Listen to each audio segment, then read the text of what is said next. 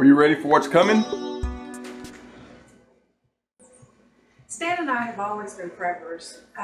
When we lived at the coast, we had to prepare for hurricanes and tropical storms because where we lived, when we had a bad storm, we could be cut off from the other part of the island for, 3 days or more.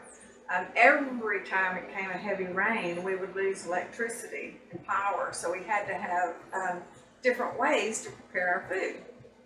So we've always been preppers to some extent.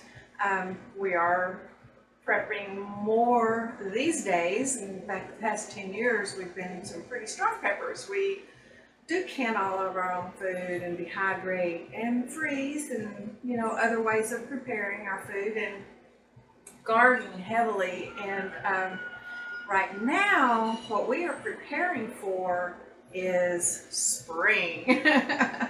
My favorite time of the year, and it is on its way. Now this next week we've got some more freezing temperatures, but after that I think that we are out of the woods and things are going to start warming up from there. And what I'm doing to get ready and get prepared for spring is my seeds. Under here, all my stuff is under grow lights and they're all starting to pop through. And because of things that have been going on, I wasn't able to get them started as early as I normally did, but that doesn't matter. I've still got a head start on spring by getting them started. They've been in about a week and a half now. So if you haven't started your seeds yet inside to get ready for spring, it's not too late. It's still a good time to get started because anytime you start before planting out in the ground, it's a good head start for spring. If you start now, in 6 weeks, you'll be able to plant and the ground will be really good for that.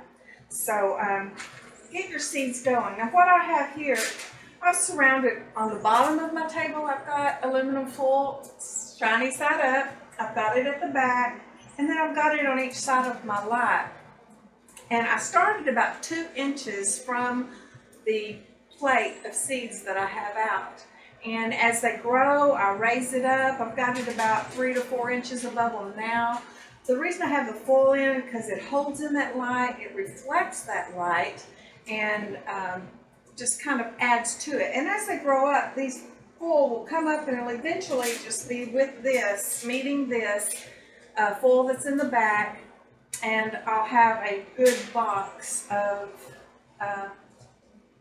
light shining on my seeds. I'm not through getting ready my seeds. There are some that I do really early, tomatoes, peppers, even my eggplants, some of my kales, like the dino kale that I've gotten. I will start that, or have started that in here. And then I have some other things that I'll start later on. I have some herbs that I'll start in about a week, and I have some flowers that I'll start in about a week. There's all kinds of things that I do. I will be starting my loofahs in here, but those I do later on.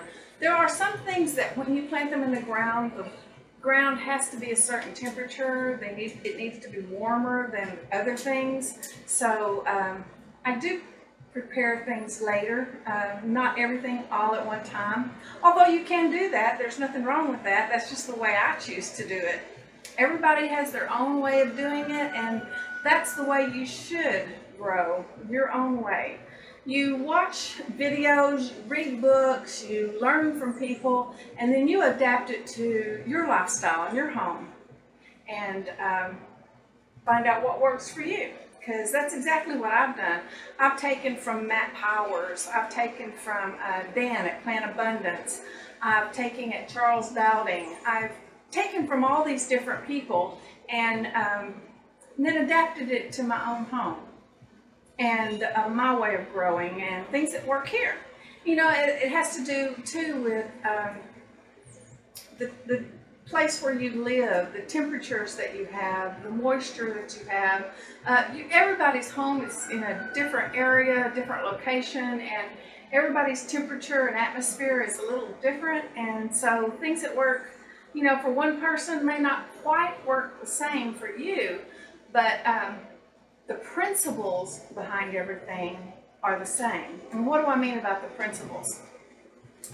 The preparation of the soil, the compost, the mulch, the nutrition, the vitamins, those things that you put into your soil, those things that you use to help with your plants, those things, those principles are the same. Plants that do good by each other and plants that don't do well by each other, those principles are the same. What's different for each individual is when they can plant, when they can actually get out into their garden, when their harvest is going to start coming in, when they stop gardening or start breaking down their garden. Those are the things that are going to change and that you will adapt for yourself. The principles are all the same, but methods, that would be the word, methods can change. It is the end of winter, and this is what I've been pulling from my garden all winter long. Beautiful, beautiful salad, and the smells right now are just amazing. It's really amazing, the smells that are coming from this. I mean, there's arugula in there, and there's, different things that have these very strong smells, and they have such great flavor. Some are a little spicy, but I like that spice, especially in my salads. But I want to show you the lettuce that I'm pulling out right now. Now, I've been pulling the outer leaves out around it, but now they're going to heads, and I just think they're beautiful. So these are the heads of lettuce that I'm pulling out right now. And I just think they're beautiful. Very proud of my lettuce. If you watched my video on the longevity spinach and propagating it, this is the longevity spinach that made it through winter. It has grown a good bit. They barely came out of the little cups when I planted them. If you didn't see that video, I'll put a link to it down below. But we've been eating off this all winter. Of course, harvesting from the bottom. And that way I have had my longevity spinach all year. And I'll have starts to put out in the garden, and I'll have a few to give away.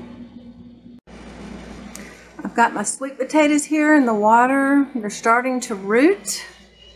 And before long, I'll be getting little sprouts out, which is my little starters. And I'll be putting them in glasses to root. And that's what I'll be planting out in my garden to get sweet potatoes. If you haven't got your sweet potatoes started, now you need to do that.